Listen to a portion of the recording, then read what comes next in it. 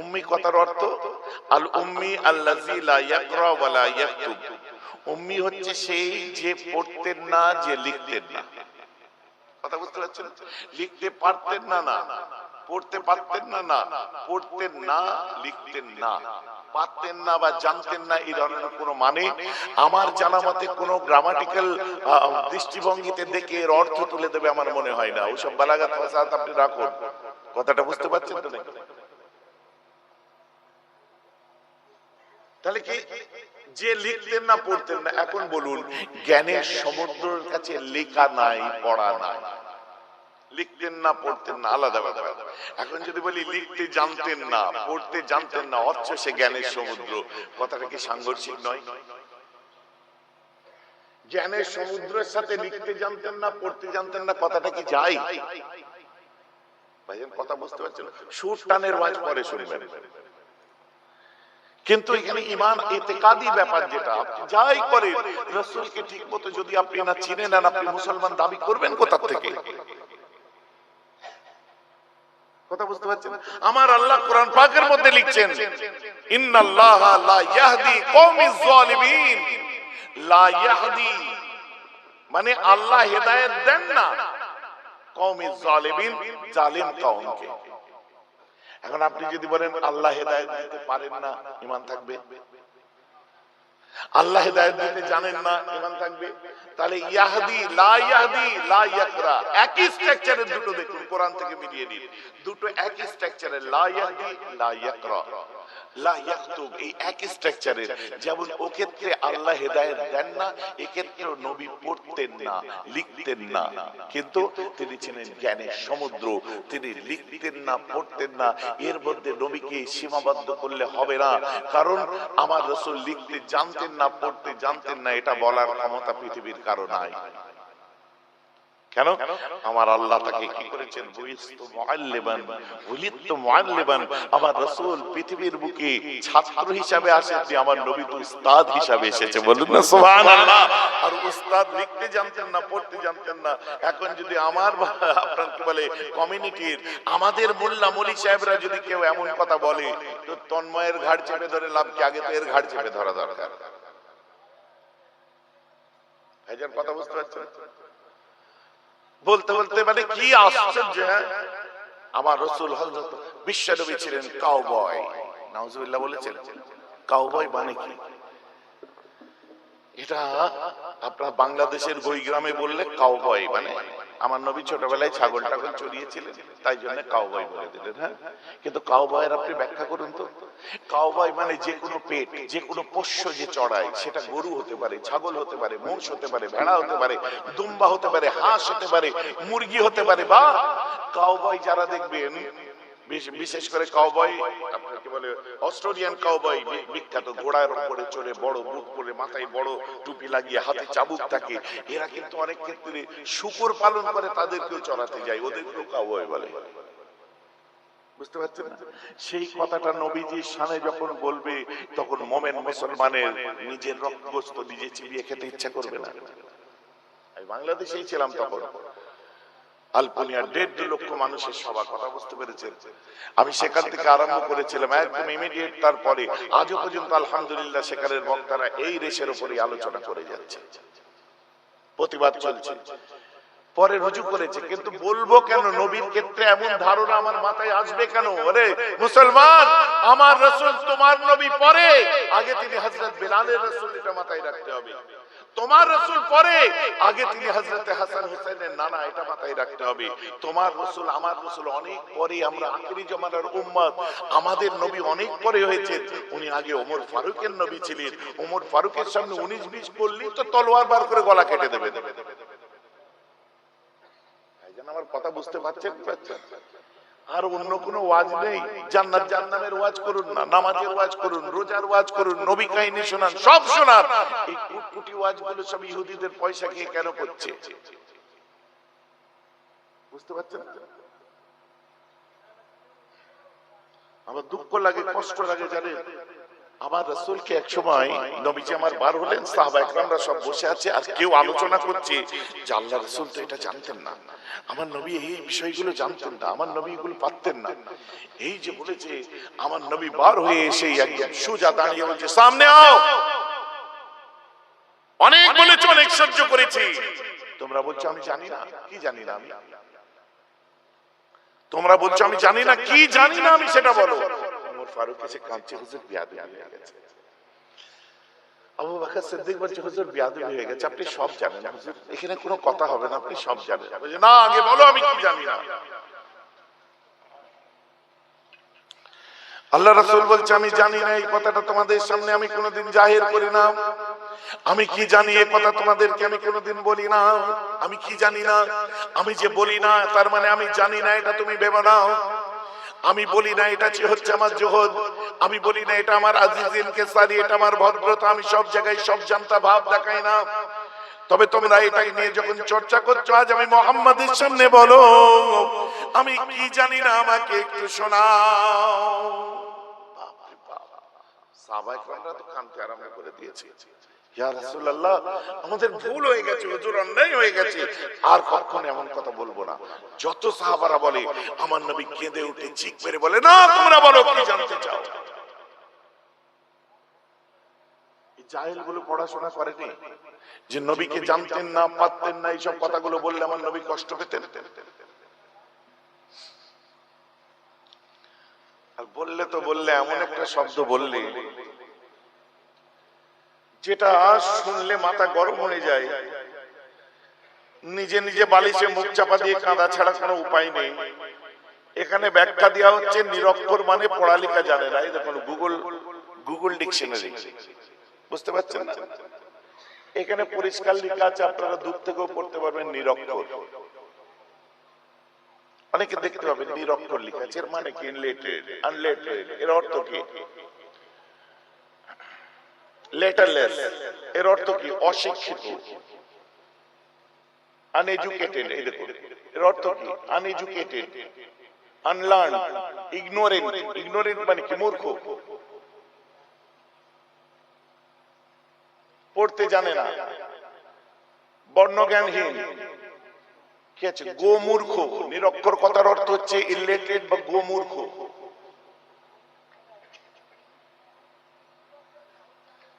STUPID, stupid. নাউজুবিল্লাহ বলছেন তো নাকি? সকলে বলছেন তো নাউজুবিল্লাহ? গুগল ডিকশনারিতে নিরক্ষর কথার এতগুলো অর্থ লিখে দিয়েছে। এখন আমার রাসূলকে যদি ইগনোরেন্ট বলি, মানে মূর্খ যদি বলি, আপনি কোথাকার ডিকশনারি কাকে খুলে দেখাবেন জানি না, কিন্তু প্রত্যেকের পকেটে আছে গুগল ডিকশনারি।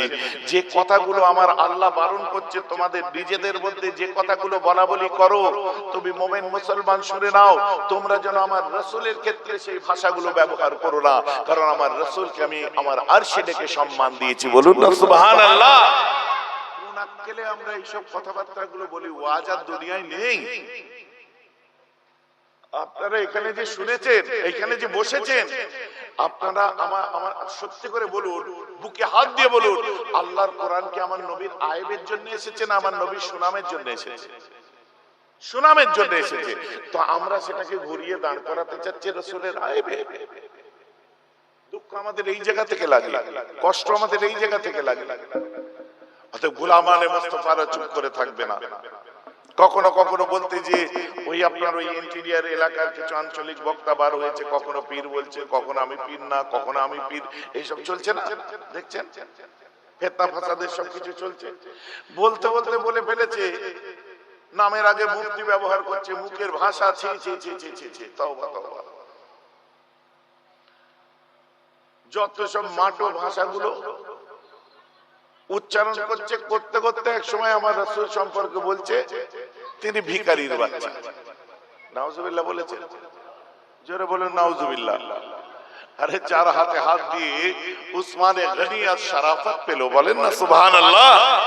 আর সেই রাসূল ভিখারির বাচ্চা। আমি ব্যক্তিগত আক্রমণ কাউকে করি না, তথাপি তাদের জ্ঞান হওয়ার জন্য বলি। আলোচনাগুলো শুনলে বোঝা যায় যে খালি নিজেদেরকে প্রতিষ্ঠিত করার জন্য দাদা হুজুর, বসিয়াট হুজুর, আর এই যে নিজেদের প্রতিষ্ঠিত করার জন্য, নিজেদের ঠিকমতো চলার জন্য যতটুকু প্রয়োজন অতটুকুই শুধু পুশ হচ্ছে বিভিন্ন জায়গায়, আর আঞ্চলিক কিছু এলাকার মানুষ ঘোঁজের মধ্যে সেগুলোকে নিয়ে হই হই করছে, দুঃখ লাগে। কিন্তু যখন রাসূলের ব্যাপার আছে, আমার রাসূল হচ্ছে ইউনিভার্সাল ফিগার।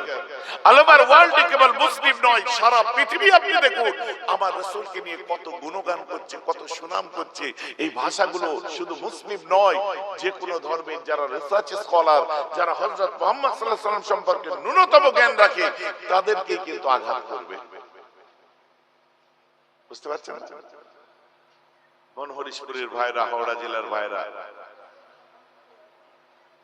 আমার রাসূল কখনো তিনি ভিখারি ছিলেন না, আর ভিখারির ছেলে ছিলেন না, গরিবের ছেলে ছিলেন না। আল্লাহ আমার রাসূলকে গুরবাতের জিন্দেগি দিয়েছিলেন, সুবহানাল্লাহ বলেন। আমার রাসূলকে গুরবাতের জিন্দেগি দিয়েছিলেন, গরিবী হালে তিনি থাকতেন। তিনি ভিখারির বাচ্চা, এই সমস্ত কথা। আর বাচ্চা মাচ্ছি সব কারা? ছোট লোকরা বলে, এগুলো কারা বলে? যে ভালো মানুষদের ভাষা নাকি এগুলো? এগুলো স্টেজের ভাষা। নাউজুবিল্লাহ বলেন। আমার মুসলমান খেয়াল করে শুনে রেখে দিন, আমার রাসূলের আব্বা জানরা 10 ভাই ছিলেন। কয় ভাই? আমার রাসূলের দাদুর নাম টক করে বলে ফেলুন, আব্দুল মুত্তালিব। এই আব্দুল মুত্তালিব কি করে হলো একটু শুনে নিন। এর আসল নাম হচ্ছে শাইবা। আব্দুল মুত্তালিবের আসল নাম হচ্ছে শাইবা। আব্দুল মুত্তালিব মানে মুত্তালিবের গোলাম। তাহলে মুত্তালিব বলে কেউ আছে যার গোলামি নেই? শাইবা যার গোলাম, আব্দুল মুত্তালিব মানে মুত্তালিবের গোলাম। তাহলে মুত্তালিব বলে কেউ আছে একজন? মুত্তালিব হচ্ছে এই আব্দুল মুত্তালিবের চাচা হাশেমের এক ভাই, তার নাম হচ্ছে মুত্তালিব। বুঝতে পারছেন? ও পিত্তাইপন বিচারছে, ওদিকে দেখে লাভ নেই। কমিটির ছেলেরা কই? কমিটির ছেলেরা কই রে?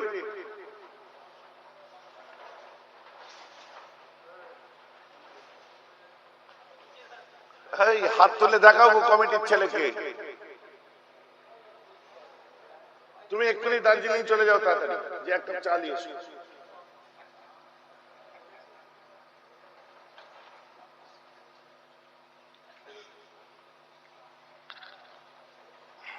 ভাইজান, তাহলে মুত্তালিবের যদি গোলাম হয়, মন দিয়ে শুনুন, লজিক্যালি ইসলামকে বুঝুন, খালি হই হই করলে হবে না। নারে তাকবীর, আল্লাহু আকবার, দিন ইসলাম জিন্দাবাদ না, লজিক্যালি ইসলাম বুঝুন।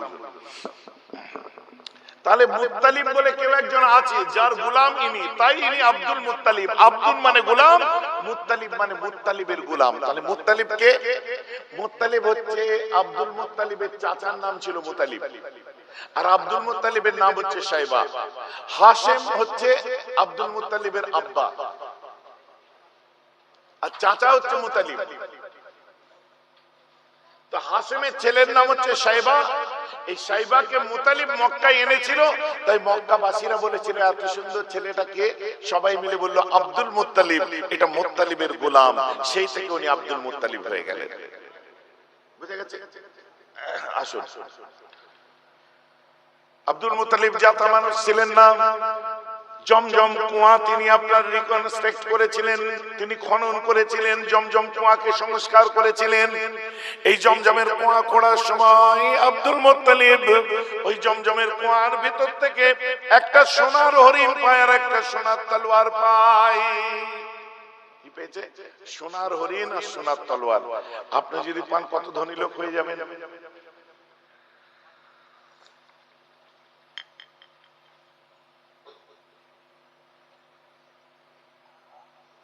সোনার তলোয়ার, সোনার হরিণ বলে কথা, কত ধনী লোক হয়ে যাবে, বাপরে বাপ। কিন্তু শুনুন, আব্দুল মুত্তালিবের কাছে এটা ফারাকি পড়ে না। ও সোনার হরিণ আর সোনার তলোয়ার উনি কাবা ঘরে সেজিয়ে রেখে দিয়েছে। আর আব্দুল মুত্তালিব বলে দিয়ে, হাশেমের দুটো পক্ষ ছিল, এক পক্ষ মক্কায়, আর এক পক্ষ উনি ব্যবসা করতে যাচ্ছিলেন সিরিয়া, যেটাকে শাম বলা হয়। সিরিয়ায় ব্যবসা করতে যাওয়ার সময় ইয়াসরিব, যেটার বর্তমান নাম মদিনা শরীফ, এই ইয়াসরিবের কাছে উনি কর্মবিরতি বা রাস্তায় বিরতি নেই। বিরতি নেওয়ার সময় একটা পরিবারের মধ্যে ওনার পরিচয় হয়, যে পরিবারটাকে বানু নাজ্জার খানদার বলা হয়। ওই বানু নাজ্জার খানদানের একটি মেয়ে, সুন্দরী দেখতে, নাম হচ্ছে সালমা বিনতে আমর। এই সালমা বিনতে আমরকে বিয়ে করলেন কে? হাশেম। ওনার আর এক স্ত্রী আছে মক্কায়। সালমা বিনতে আমরের ঔরসে জন্ম নিয়েছিল একটা ছেলে, এই হলো শাইবা, ইনি হলো আব্দুল মুত্তালিব। তারপরে হাশেম চলে গেল শাম দেশে ব্যবসার কাজে, সেখানে তিনি মারা গেলেন। এখন মক্কায় খবর এলো হাশেম মারা গেছে, সবাই চিন্তায় পড়ে গেল। এখন হাশেমের তো ছেলে নেই, কেউ নেই। এখন কাবা ঘরের মুতুল্লি বিশাল সাম্রাজ্য সামলাবে কে? সে মানুষটা দরকার। খুঁজতে আরম্ভ করলো কে সামলাবে। হঠাৎ খবর পেল যে ভাইয়ের একটা বিয়ে ছিল মদিনায়, আর সেই পক্ষের এক ছেলে আছে। ছেলেটাকে ছেলেটাকে এই যে ছেলে, সেই পক্ষের এক ছেলে আছে। তখন এই মুতালিব ভাই চলে গেল ভাবিকে, যে বলছে ভাবি যান ছেলেটা দিতে হবে। বলে কেন? আমার স্বামীর স্মৃতি আমি দেবো না তোমাদেরকে। বলছে ভাবি যান খুব প্রয়োজন, ও বিশাল সম্পদের মালিক, বহু একটা গভর্নরের মতো পাওয়ার পাবে, এত সম্পত্তি কে নেবে? আর আল্লাহর কাবা ঘরের মুতুল্লি হবে, চিন্তা করুন, দেবেন না ছেলেটাকে? তখন ভাবি রাজি হয়ে বলছে হ্যাঁ যাও, নিয়ে যাও। এই ছেলেটাকে নিয়ে যখন মক্কায় আসলো, সবাই বলছে এত সুন্দর ছেলে কে? শাইবা মানে শুভ্র, এবং মাথার চুল পর্যন্ত সাদা, ফরেনারদের মতো, এত সুন্দর ছেলেকে। সবাই মিলে বললো আব্দুল মুত্তালিব। ওই মুত্তালিব আনতে গেছিল, যে এটা হলো মুত্তালিবের গোলাম। সেই থেকে রাসূল পাকের দাদু শাইবা নামে আর চেনে না, আব্দুল মুত্তালিব নামে চেনে। বুঝা গেল? ক্লিয়ার? ইনি বিয়ে করলেন, আর ইনি আল্লাহকে বললেন আল্লাহ আমার যদি 10টা সন্তান দেন, একটা সন্তান আপনার নামে কুরবানি করব। আল্লাহ 10টা সন্তান দিলেন। 10টা সন্তানের মধ্যে এক মায়ের পেটের ছেলে হচ্ছে আমির হামজা। আমির হামজা নাম শুনেছেন তো? আমির হামজা আর হযরত আলীর আব্বা আবু তালেব, নবীজির চাচা, আর আমার নবীজির আব্বা আব্দুল্লাহ। এটা 3 ভাই এক মায়ের পেটে। 10টা সন্তান দান করলেন। এবারে ঠিক করলেন যে কি করব, 10টা ছেলের মধ্যে কাকে কুরবানি দেবো? একটা ছেলে কুরবানি দেবো। 10টা ছেলের নাম একটা কাগজের মধ্যে লেখেন। লেখার পরে লাড়িয়ে দিয়ে মাটিতে ফেলে দেয়। ফেলে দিয়ে একটা কাগজ তোলে, নাম আসে আব্দুল্লাহ। খাজা আব্দুল্লাহ আমার রাসূলের আব্বার নাম আসে। চিন্তায় পড়ে যায় যে আমার বাচ্চা, শেষ ছেলে, ছোট ছেলে, বাচ্চা ছেলে, এই ছেলেটাকে কুরবানি করব, আমাকে বড় খারাপ লাগছে। ওই সময় আবু তালেবকে ডাকলো, বলছে শোনো আব্বা বলেন। বলছে শোনো তোমার ছোট ভাইয়ের নাম এসেছে, কি করা যাবে? শোনেন, তাওরাত ইনজিলের মুখ যারা বড় বড় বিদ্বান মানুষ আছে, তাদেরকে ডেকে একটা ফয়সালা করা যায়। তখন ডাকলো, ডেকে ফয়সালা আসলো। কি ফয়সালা? বলছে শোনো, ওই ছেলেটার নাম একদিকে লিখুন আর 10টা উট লিখুন। যদি ছেলের নাম আসে তাহলে উট বাড়াবেন, 20টা করবেন। আবার যদি ছেলের নাম আসে 30টা উট দেবেন। এইভাবে যতবার ফেলে ততবার ছেলে আব্দুল্লাহর নাম ওঠে। 40টা উট আব্দুল্লাহর নাম ওঠে। একদিকে 50টা উট দিয়েছে, বুঝতে পারছেন তো নাকি? নাম আব্দুল্লাহর আছে। 60টা উট দিয়েছে, নাম আব্দুল্লাহর আছে। 70টা উট নাম আব্দুল্লাহর। 100খানা উট। তখন উটের নাম আসলো। 100টা উট জবাই করলেন ছোট ছেলের জন্য। এটা গরিব ভিখারি হলে মাত্র বিচার আপনাদের। ভাই যে আমার ওয়াজ আপনারা বুঝতে পারছেন তো নাকি? এটা ভিখারিদের কর্ম। হ্যাঁ, আমরা যদি নিজেরা ভিখারি হই, হঠাৎ করে গাড়ি কিনে ফেলেছে, একটা দামি গাড়ির নাম বলেন না? হ্যাঁ, একটা দামি গাড়ির নাম বলেন না? কলকাতায় যান, আপনারা জান, সব তো কলকাতার ব্যাপার। হ্যাঁ, ফরচুনারও এখন দামের মধ্যে পড়ে বলে মনে হয় না। আরো দামি গাড়ির নাম বলেন।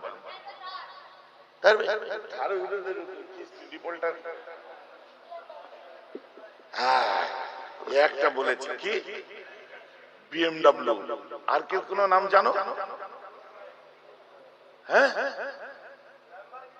ল্যাম্বরগিনি। রাইট, ল্যাম্বরগিনি হুরিকেন কিনে তুমি ঘুরছো, আর তার মধ্যে 8 আনার মুড়ি আর অর্ধেক পেঁয়াজ চিবোচ্ছ। হবে?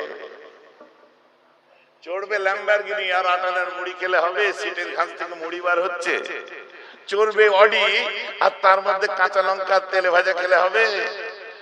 তোমার লাইফ স্টাইলটাকে সেই রকম করতে হবে। বড় বড় মুক্তি মুক্তি ভাব দেখাচ্ছ, সুন্দর সুন্দর ভাব নিচ্ছ, আস্তে আস্তে করে চলছো, হুজুর হুজুর ভাব, আর লাইফ স্টাইল এত নিচে রেখে দিয়েছো যে নিজের ধার ধরে রাসূলুল্লাহর বিচার করছে ভিখারির ছেলে। ছোট্ট ল্যাম্বরগিনি যাচ্ছে বলছো 8 আনার মুড়ি। খারাপ লাগছে নাকি শুনতে? রাগ করবেন না, আমার রাসূলকে বললে আমিও বলবো, কিছু পারার নেই, এখানে কোনো খাতির নেই, বলবোই বলবো।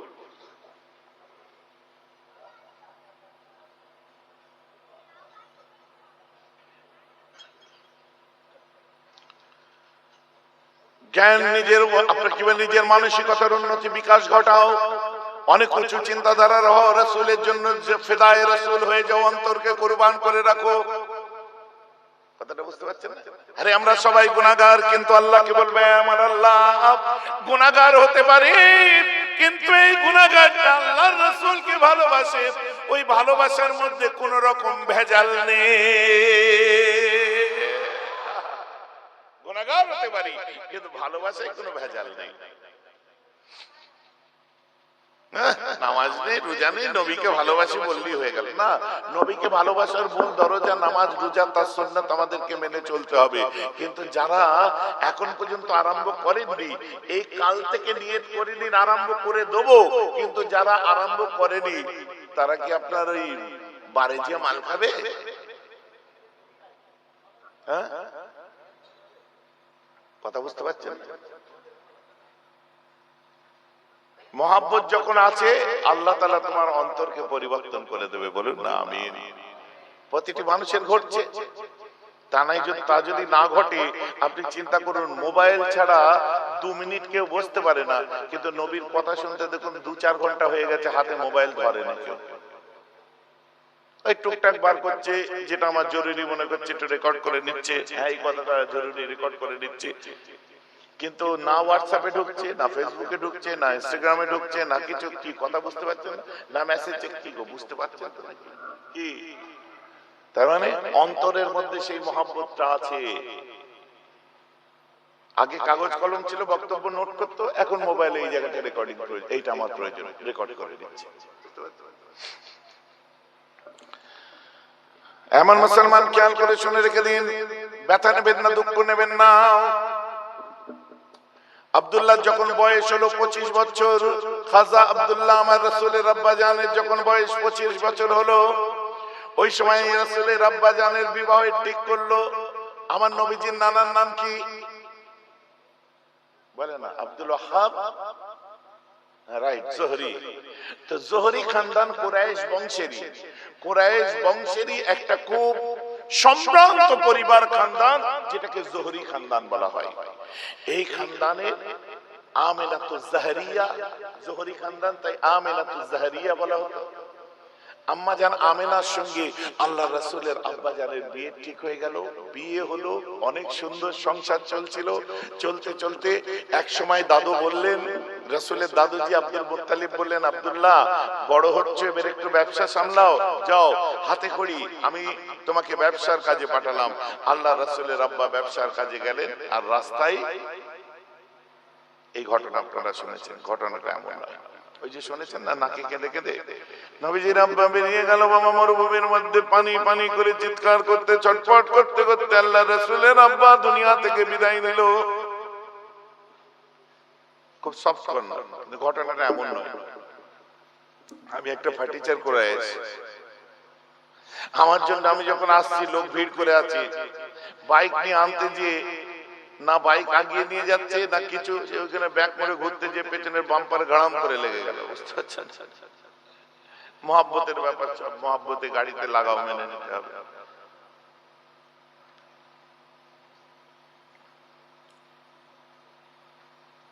এবারে শুনুন মুসলমান, তার জন্য যদি এত মানুষ আপনারা রাস্তা থেকে ধরে ধরে নিয়ে আসেন, ওখান থেকে আপনার বাইক নিয়ে র্যালি করতে করতে যদি নিয়ে আসেন, আপনাদের কি মনে হয় আব্দুল মুত্তালিবের ছেলে, অত বড় ধনী মানুষের ছেলে, আল্লাহর কাবার মুতুল্লির ছেলেকে তিনি একা পাঠিয়ে দেবে ব্যবসা করতে? মনে হয় আপনাদের? তাতেই না। আর সত্যি তাই, ওনার সঙ্গে দুজন ওনার দেহরক্ষী ছিল। মুকাদ্দামাতুন জায়েশ সামনে একটা উট ছিল, তাতে একটা আপনার কালো গোলাম ছিল, পিছনে আপনার একজন মহিলা ছিল যে রান্না করবে, এবং তার অসুস্থতা শরীরের দিকে লক্ষ্য করার জন্য আরো দুজন মানুষ। কেউ কেউ বলছে 6 জনের টিম ছিল, কেউ কেউ বলছে 7 জনের বা 7-এর অধিক মানুষ ছিল। একা নয়, আমার রাসূলের আব্বা ব্যবসায় গেছিলেন, নিজের টিম নিয়ে ব্যবসায় গেছিলেন। বলেন সুবহানাল্লাহ। ওসব ওই যে একা যে না। আর উনি অসুস্থ যখন বোধ করলেন, ওই সময় হাশেমের শ্বশুর বাড়ি অর্থাৎ আব্দুল মুত্তালিবের নানার বাড়ি কোথায়, ইয়াসরাবে বিয়ে করেছিলেন, মনে পড়ছে? ওই বাড়িতে ওনাকে নিয়ে যাওয়া হলো। তারপরে ওনার জ্বর বাড়তে লাগলো, এরপরে তিনি দুনিয়া থেকে বিদায় নিলেন। ওই বাড়িতে মারা গেছেন তিনি, রাস্তায় পড়ে মারা গেছে রাসূলের আব্বা। আপনারা সুবহানাল্লাহ। বুঝলেন? এখন দেখবেন সব চেপে গেছে, কারণ এখন ইউটিউবের সময় এসে গেছে। এখন বললেই কোথায় কে ধরে ফেলবে, কথা বোঝা যাচ্ছে না? ইদানিং একটু চাপা পড়েছে। আগে যা সুন্দর করে বলছে, ইমাম হুসাইনকে যখন মানে যখন গলাটা কাটে, আম্মা ফাতেমা কেঁদে কেঁদে জারে জার হয়ে কালবালা জমিনেতে চিত হয়ে শুয়ে পড়েছে। আরে আম্মা ফাতেমা ইন্তেকালের কত বছর পরে। আরে রুহানি ভাবে এই সমস্ত কথা একটা কভার করে বলে, তাও না, ওপেন বলে দিচ্ছে, আর তাই সুবহানাল্লাহ বলছে লোক। এই জন্যই আজকে সাহস পেয়ে যাচ্ছে রাজমিস্ত্রি মার্কা মাওলানারা আমাদের বিরুদ্ধে কথা বলার। এই জন্যই সুযোগ পাচ্ছে, কিছু করার নেই। নাহলে হাইসিয়ত কি আছে, অকাত কি আছে? রাসূলের দুশমনদের কোন জায়গা আছে? প্রত্যেক বছরে একবার করে আসছে, দেখুন স্টেটমেন্ট চেঞ্জ করছে। এতদিন ধরে শোয়েব এরাত বলে কোনো কিছু ছিল না, এখন নতুন স্টেটমেন্ট দিচ্ছে কি না ওই মাসটা, পুরো মাসকে ওই মাসটারই বিরাট বরকত আছে, এখন স্বীকার করছে। এতদিন কি শুনছিলেন আপনারা? এই শোয়েব এরাত বলে কোনো কিছু নেই, ওটা হচ্ছে লাইলাতুল কদর, হচ্ছে মুতাবাররাকে। হ্যাঁ বেশক ওটা মুতাবাররাক, কিন্তু শোয়েব এরাত বলতে কিচ্ছু হয় না, এই হয় না, সেই হয় না।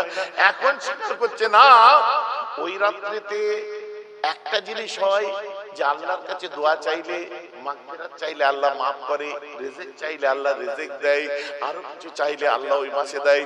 খালি আপনার যারা মুশরিক আর মুশাহিদ, এই দুজন ছাড়া আল্লাহ সবার দোয়া কবুল করে। এখন স্বীকার করছে, তবে হ্যাঁ সওয়াবের নিয়তে ফরজ ওয়াজিব জানা চলবে না। বাবা স্টেটমেন্ট চেঞ্জ। তা আমরা কবে ফরজ ওয়াজিব জেনে শোয়েব রাতের রাত্রে ইবাদত করেছি? কথা বুঝতে পারছেন তো? কারণ আস্তে আস্তে পথে এসো, আস্তে আস্তে পথে এসো। আসছে জিয়ারত করতে আমরা বার হই, বেশ একবার হবো, 100 বার বার হবো। পড়লো কি হালুয়া রুটি নিয়ে, বুঝতে পারছেন না? বলছে হালুয়া রুটি খাওয়া চলবে না, এখন স্টেটমেন্ট চেঞ্জ, বলছে হালুয়া রুটি খেতে পারে, তবে সওয়াবের নিয়তে হালুয়া রুটি করা চলবে না। Statement change. আমাদের স্টেটমেন্ট ওখানে লেগে যাচ্ছে যে হালুয়া রুটি সওয়াবের নিয়তেই করব। প্রবলেম কোথায়? আপনি বলুন মেহমানদারি করা সুন্নতে সওয়াব কিনা, আর গরিবদেরকে দান করা ওটা সাদকায়ে জারিয়া সওয়াব কিনা? আমার বাড়িতে আমি হালুয়া করি, রুটি করি, বিরিয়ানি করি, আপনার কি বলে তেহারি করি, খিচুড়ি করি, যা খুশি করব, মেহমানদারি করে সুন্নতে সওয়াব দেব, আর গরিবদের বিলিয়ে সাদকায়ে জারিয়া সওয়াব দেব। বলেন না সুবহানাল্লাহ। প্রবলেম কোথায়? প্রবলেম হালুয়া রুটিতে। হালুয়া হারাম, কোনটা হারাম? সুজি হারাম, ডাল হারাম, ডিম হারাম, ঘি হারাম, চুলোর আগুন হারাম, হাঁড়ি হারাম, যে রান্না করছে তোর বউ, লোকের ভাগিয়ে আনা বউ নয়। বুঝতে পারছেন না? হারাম কোনটা আমি সেটা বুঝিয়ে দিতে হবে। তো নিজের বিয়ে করা বউ আপনার রান্না করছে, দেন মোহর দিয়ে বিয়ে করেছিস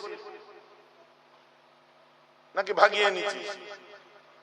কথা বুঝতে পারছেন না? হারাম কোনটা মানে সেটা দেখিয়ে দাও যে হ্যাঁ এই মেটেরিয়াল গুলো এতে হারাম না। আল্লাহ রাসূলের ওই দিন দন্দন মোবারক শহীদ হয়েছিল, তাই নরম জিনিস তুমি বুঝে গেছো, আমি জানি না।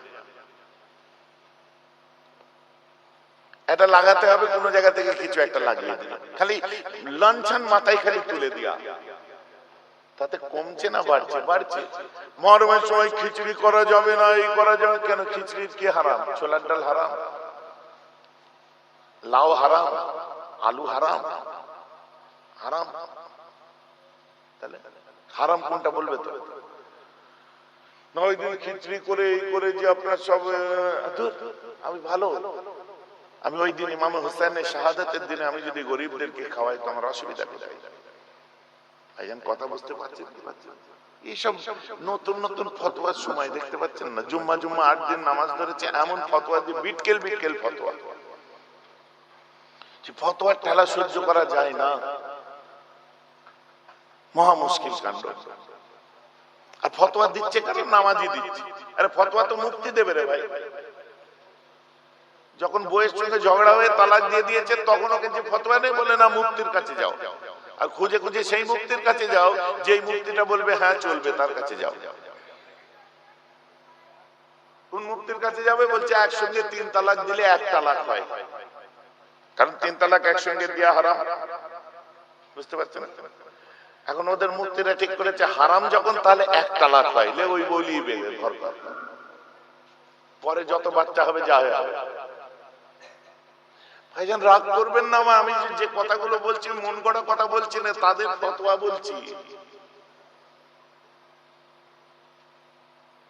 আর মধ্যে থেকে আপনার ধরে বসলো আমাদের মোদিজি যে একসঙ্গে 3 তালাক দেওয়া চলবে না, যদি 3 তালাক দেয় 10 বছরের জেল হবে, আর 3 তালাক দিলে ট্রিপল তালাক মানে তালাকে সালাসা, 3 তালাক একসঙ্গে দিলে তালাক হবে না। এখন ঘুরি আমি যদি বলি তালাকই যখন হবে না তো জেলটা কিসের জন্য? কথা বুঝতে পারছেন তো? এই সব প্যাচ প্যাচ, শুধু প্যাচ, আর কোনোটা সমাধান নেই। সমাধান তো দিয়েছে আমার মুস্তাফা, বলুন না সুবহানাল্লাহ। সমাধান তো দিয়েছে আমার কোরআন। বুঝতে পেরেছেন? পৃথিবীর বুকে আসলে যখন কথাটা একটু বলে দিই, পৃথিবীর মধ্যে সর্বনিকৃষ্টতম হালাল হচ্ছে বউ তালাক দেওয়া। যদি বলেন কেন?